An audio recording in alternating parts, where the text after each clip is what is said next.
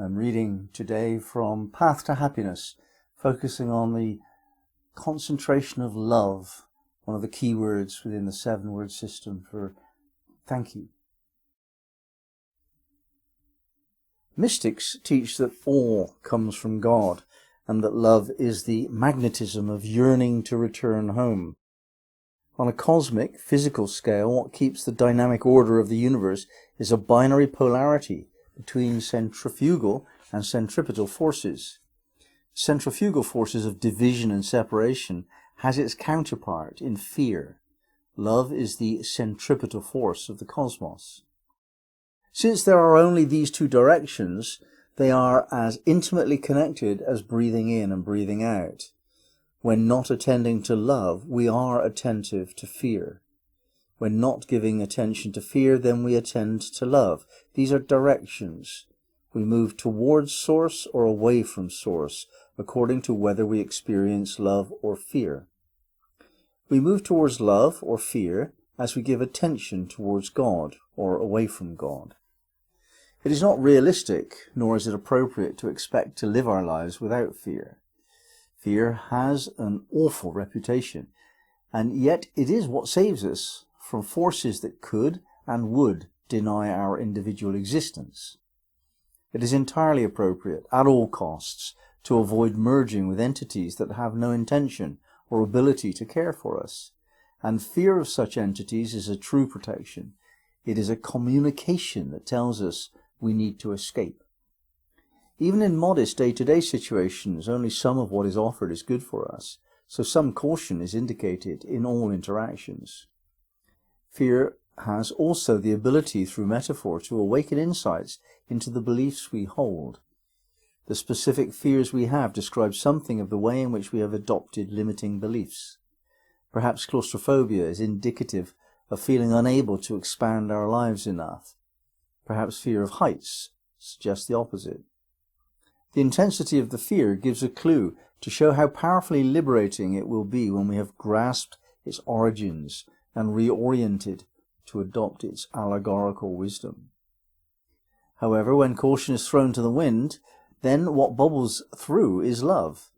It is trusting and innocent, seeks to harmonize and share, and is inherently optimistic and expansive. The register of love is most intensely felt in the heart center, at the movement from urgency towards self-annihilation in blissful union, and of course it feels lovely. We can observe the power and urgency of love expressed as much in a baby's irrefutable desire for mother as in the hot attraction between lovers. Both couples demand the fullest intimacy and the object of their heart's yearning for union. A person whose heart center is open cannot fail to radiate joy and warmth generally. The radiance is seen and felt by others within the atmosphere of the person, who is inevitably well liked, trusted, and sought after. They can also be forces of this energy as a healing force by directing it at another person. Any parent has learned to comfort a child after a minor bump or scratch by kissing it better. It actually works. Love attracts. It is a magnetism that draws to it whatever has a similar quality. People are attracted to us because they have some love for the qualities they see in us and admire. And of course we are attracted to them for similar reasons. We are mostly conditioned by religious teachings that we should love everyone. Then, when unsurprisingly we find we cannot, we will possibly feel guilty or inadequate as a person. But in fact we should not love everyone. Some should be feared and excluded from having any influence over our children, or indeed anyone we love, including ourselves. Love is a force, a power, and it must be employed with some awareness of its effect. Directing the radiance of our love upon another will shift their attention, influence their condition, and may significantly impact their lives. This clearly needs to be done with some awareness of the responsibility we have not to manipulate others against their best interests. Offering sex, food, or pretty things as an incentive to attract and keep a mate will not optimize the likelihood of authentic love and is more likely to block it. What will generate love is love. If we constantly look for its source in our mate, then we will be loved. Sufis teach that love's enemy is sentimentality. This is very instructive. It is the distortion of a principle, not its counterpart, that is its enemy. Sentimentality distorts love. That which is genuine and spontaneous is authentic and without agenda. These are love's qualities, whereas sentimentality is prescriptive, manipulative, and imprisoning like fear. Romance novels, slushy movies, fairy stories, and porno sites share the same basic elements of sentimentality. They create unreasonable expectations and bring judgmental structure to what must remain unconditioned. By a very large margin, the most popular topic for people to consult counsellors about is the love that they are or are not experiencing in sexual partnership.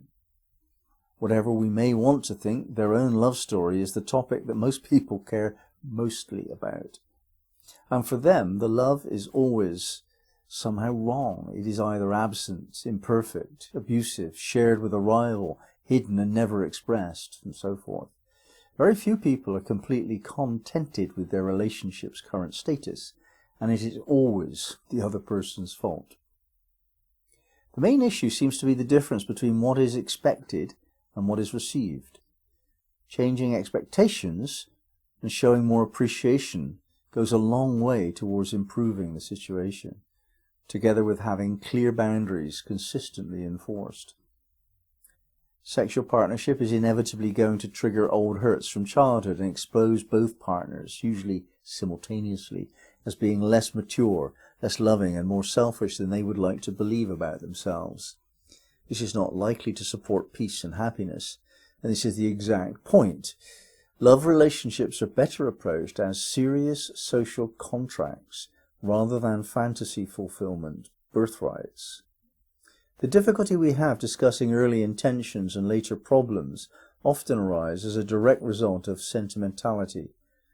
Programmed to think that love conquers all and that we should expect to live happily ever after sets us up for disappointments and a blameful attitude. Anyway, it is problematic discussing something that is so poorly described as love, which lacks clarity and accurate definition. As a serious social agreement, relationship has to accommodate difference of outlook and expectations on most major life issues. These include sex, money, where to live, how to socialize, spiritual practice and belief, diet, sharing housework, involvement with each other's families, which drugs are allowed, which TV channel to watch, and so on. All these, and then on top of it all, the biggest, whether and how to raise children. In fact, one-to-one relationship is a very demanding life track, a tricky socio-economic alliance with occasional flurries of joy and sorrow. Through them we learn who we are, our strengths and weaknesses, our idiosyncrasies, our prejudices, and where we stand on important matters. It is foolish to expect that our partners can compensate for our own inadequacies, or save us from facing the feared and painful feelings that still haunt us from childhood. We have to deal with them ourselves, and with luck, our partner will have some understanding and patience while we do so. To make relationship work, it is helpful to show constant care and concern, be expressive of appreciation for those things we are grateful for, and frequently offer small, sincere gestures of thanks. Love can grow in the heart of a sincere devotee of spiritual practice. This could be through prayer and worship, but it doesn't need to be. We don't have to follow anyone's ideas about what is spiritual, as long as we know ourselves. By approaching things of beauty, and by living in harmony with nature and with our neighbours, then love will arise. It comes gently and surreptitiously, without the flash bang of romance. We notice its presence by the small things. We enjoy others being happy. We get excited by the rain and snow as well as the sun. We react less belligerently to injustice. We learn how to get lost in music and dance, and our eyes look for, and so find, proof that life is good. This is the love that needs no companion. It is simultaneously self-love and love of life. It is tolerant, forgiving, humorous and light, yet also reliable, strong and steady. It is not needy and demanding, but feels abundant and kind. When we have this type of love to offer, then our beloveds feel more recognized, cared for and safer, more alive and free from imposition. Together we feel joyful, yet apart we feel joyful too.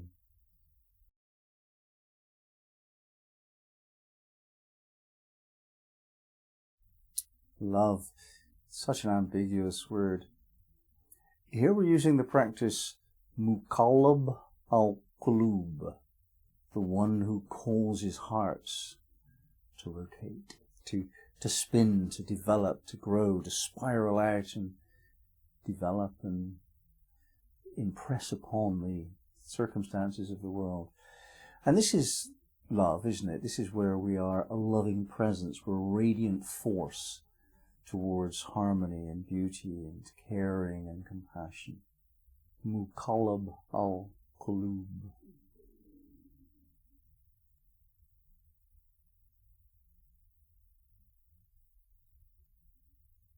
Muqallab al-qulub. Muqallab al-qulub. Muqallab al-qulub. Muqallab al-qulub. Muqallab al-qulub.